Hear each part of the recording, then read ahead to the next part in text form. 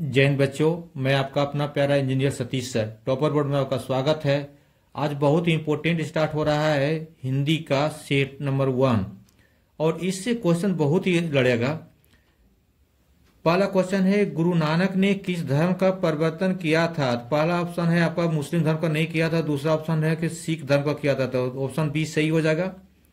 दूसरा, कवि घनानंद का वध किस सैनिकों ने किया था? तो इसका सही जवाब है नादिर शाह ने, यानी ऑप्शन सी सही है। तीसरा क्वेश्चन है आपका, संप्रदाय मुक्त कृष्ण भक्त कवि कौन थे? तो इसका सही जवाब है आपका रस खान ने, यानी ऑप्शन डी सही है। चौथा नंबर है, मेरे बिन तुम प्रभु शीर्षक कविता किसके द्वारा प्रसारित की गई है? इसका सही जवाब आपका है धर्मवीर भारती, यानी ऑप्शन ए। क्वेश्चन नंबर 5 है, तुर्की के महाकवि नाजिक हिकमत की कविताओं के अनुवाद किस कवि ने पहल पुस्तिका के रूप में किया था? इसका सही जवाब आपका है बीरेन डंगवाल, यानी ऑप्शन बी सही है। क्वेश्चन नंबर 6 है, कवित्री अनामिका के पिता का नाम क्या था? तो सही जवाब है श्याम नंदन किशोर, यानी ऑप्शन सी सही होगा। अगला क्वेश्चन 7 है, पंक्ति से उतर जाता है उसका ख किस कविता की पंक्ति है? इसका सही जवाब का है अक्षर ज्ञान, यानी डी ऑप्शन सही है। नंबर 8 है, किसके बिना प्राणी को मुक्ति नहीं मिलती? गुरु ज्ञान के बिना, यानी ऑप्शन ए सही है। नंबर 9 है, घनानंद किस धारा के कवि थे? रीति मुक्त धारा, यानी ऑप्शन बी सही है। क्वेश्चन नंबर 10 है, कवि बद्री नारायण चौधरी, अगला क्वेश्चन 10 है, कवि बद्री नारायण चौधरी प्रेम घन का जन्म किस वर्ष हुआ था? तो इनका जन्म हुआ था 1855, यानी ऑप्शन ए सही है।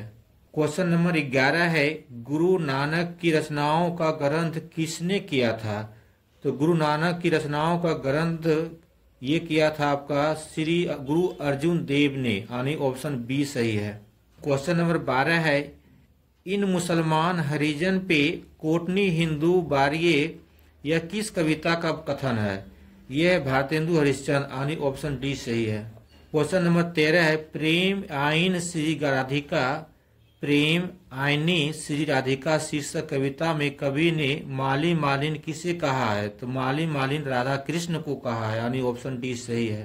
क्वेश्चन नंबर 14 है, स्वदेशी शीर्षक कविता किससे संकलित है?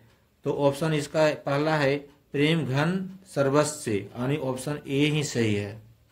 क्वेश्चन नंबर 15 है, युगपथ किस कवि की रचना है? तो युगपथ जो है आपका सुमित्रानंदन पंत की रचना है, यानी ऑप्शन बी सही है। अगला क्वेश्चन है, ग्रामीण जीवन का यथार्थवादी चित्रण प्रेम घन रचित किस काव्य में है?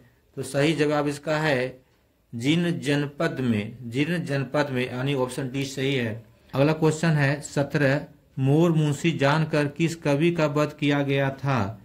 तो इसका है घनानंद का वध हुआ था, तो मोर मुंशी जानकर के घनानंद का वध किया गया था, यानी ऑप्शन डी सही है।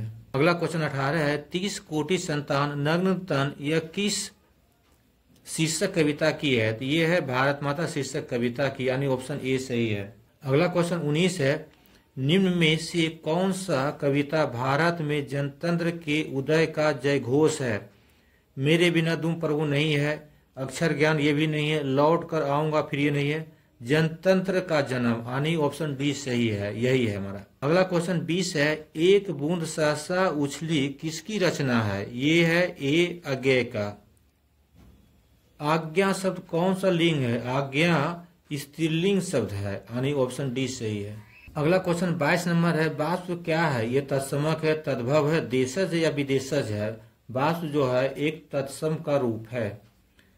23 नंबर आपका है, श्रीमान शब्द का स्त्रीलिंग रूप क्या होता है? श्रीमान शब्द का होता है श्रीमती, यानी ऑप्शन बी सही है। उसके बाद 24 है, लड़का का बहुवचन क्या होता है? लड़का का बहुवचन होता है लड़के, यानी ऑप्शन सी सही है।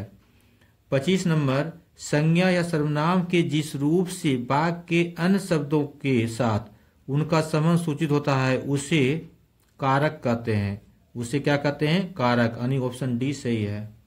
क्वेश्चन नंबर 26 है, में पर किस कारक की विभक्ति है? में पर जहां लगता है वहां अधिकरण कारक होता है, यानी ऑप्शन ए सही हो जाएगा। क्वेश्चन नंबर 27 है, हिमालय से गंगा निकलती है किस कारक का उदाहरण है? जहां से कुछ अलग होता है वहां से होता है अपादान कारक, यानी ऑप्शन बी सही हो जाएगा। हिमालय से गंगा निकलती है किस कारक का उदाहरण है? जहां से कुछ अलग होता है वहां अपादान कारक होता है, यानी ऑप्शन बी सही हो जाएगा। हिंदी में कितने सर्वनाम है? हिंदी में कितने सर्वनाम है, यानी प्रोनाउन कितने हिंदी में? तो इसका 11 गो सब मिला करके है, यानी ऑप्शन सी सही हो जाएगा। मेरा एक कुत्ता है जो भोपाल से लाया गया है किस सर्वनाम का उदाहरण होता है? मेरा एक कुत्ता है, यानी उससे संबंधवाचक हो रहा है, यानी संबंधवाचक सर्वनाम, ऑप्शन ए सही है। 30 नंबर में है, जो संज्ञा या सर्वनाम की विशेषता को बताए उसे क्या कहते हैं? उसे कहते हैं विशेषण, यानी ऑप्शन डी सही है। क्वेश्चन नंबर 31 है, मगम्बा को किसके साथ विवाद था? मगम्बा को निजम्बा के साथ विवाद था। मगम्बा निजम्बा याद रखिए, बी ऑप्शन सही है। 32 नंबर का, सात कोड़ी होता किस भाषा के प्रमुख कथाकार है? सात कोड़ी होता ये उड़िया भाषा के कथाकार है, उड़िया, यानी ऑप्शन सी। ढाते विश्वास शीर्षक कहानी में तूफान में किसका घर टूट गया था? ढाते विश्वास शीर्षक कहानी में तूफान में लक्ष्मी जी का घर टूट गया था, यानी ऑप्शन हो जाएगा डी लक्ष्मी। अगला क्वेश्चन 34 है, किसे महसूस हुआ कि पृथ्वी और आकाश के बीच घुटन भरी हुई है? किसे महसूस हुआ कि पृथ्वी और आकाश के बीच घुटन भरी हुई है? ये महसूस हुआ सीता जी को, यानी ऑप्शन ए सही है। अगला क्वेश्चन है, बिरजू की पत्नी का नाम क्या था? तो बिरजू की पत्नी का नाम पुष्पा था, यानी ऑप्शन बी सही हो जाएगा। नगर शीर्षक पाठ में अमलराज को कितना नंबर कमरा दिलाने के लिए कहा गया था? उनको 48 नंबर कमरा दिलाने के लिए कहा गया था, यानी ऑप्शन सी सही है। क्वेश्चन नंबर 37 है, पहले दिन पपायती को क्या था? पहले दिन पपायती को बुखार था, यानी ऑप्शन डी सही है। माँ शीर्षक कहानी में अगला क्वेश्चन है 38, माँ शीर्षक कहानी में किसने अपने बड़े पुत्र को घर आने के लिए पत्र लिखा था? तो सही जवाब है माँ जी को। खून की सगाई किनकी प्रसिद्ध कहानी है? खून की सगाई ईश्वर पोटलीकर की प्रसिद्ध कहानी है, यानी ऑप्शन बी सही है।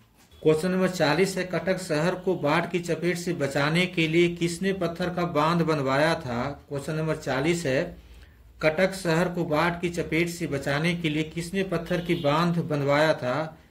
सही जवाब है महाराज यायाति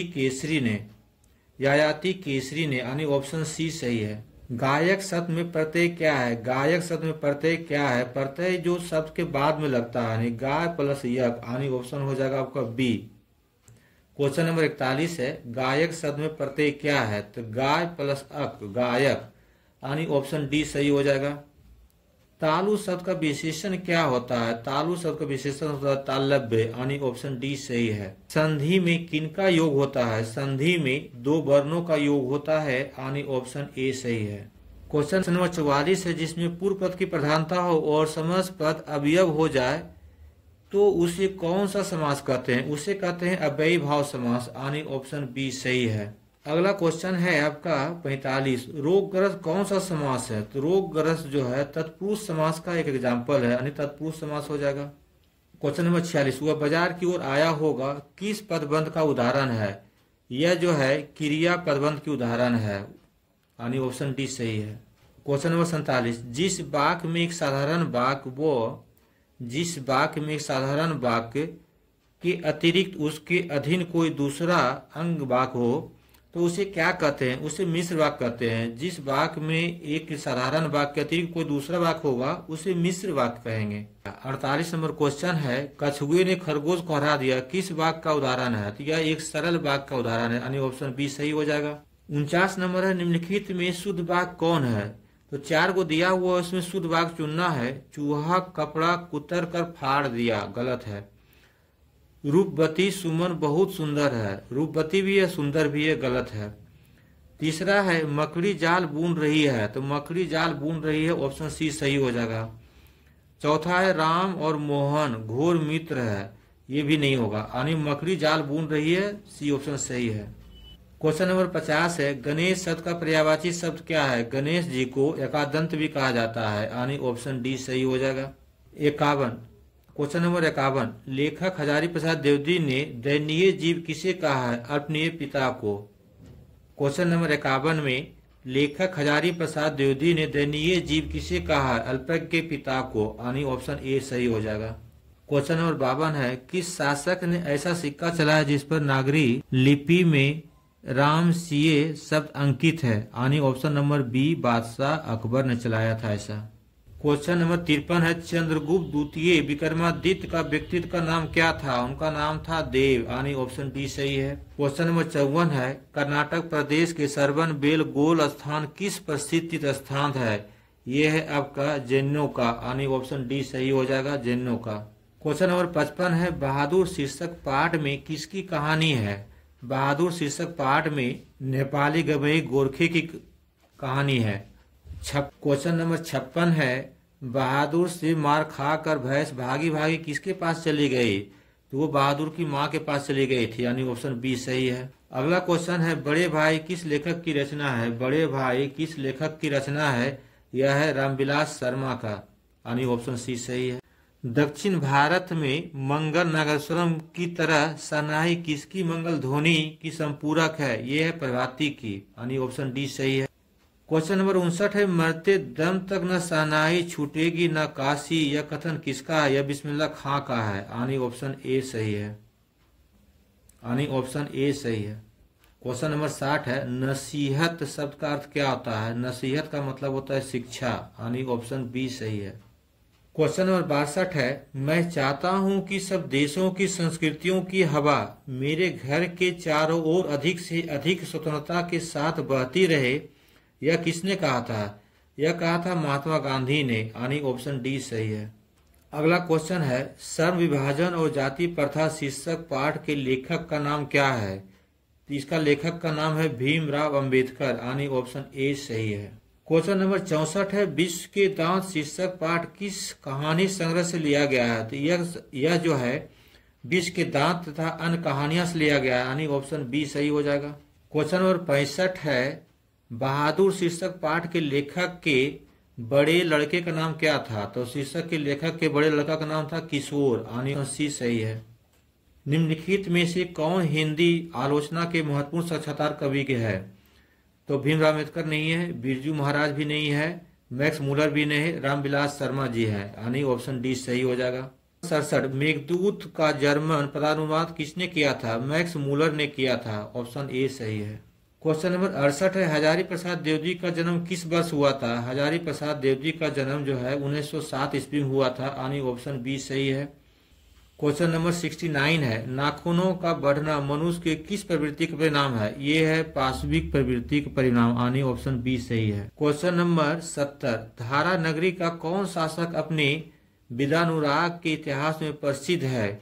यह है परमार शासक भोज, यानी ऑप्शन सी सही है। स्वर्णों के उच्चारण में लगने वाले समय के आधार पर स्वर्ण वर्ण के कितने भेद होते हैं? सही जवाब है तीन तरह के होते हैं।